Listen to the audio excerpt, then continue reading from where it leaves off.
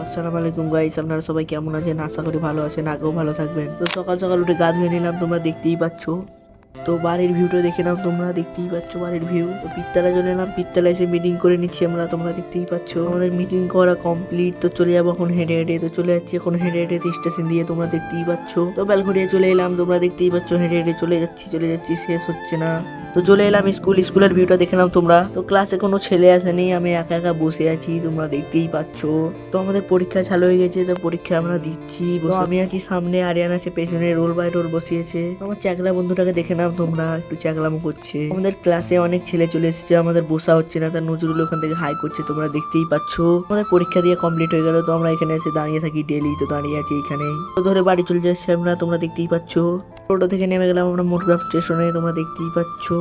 জন্য এটুকুই। ভিডিওটা যদি ভালো লেগে থাকে তাহলে like, comment, share and subscribe করে দেবা তাড়াতাড়ি করে।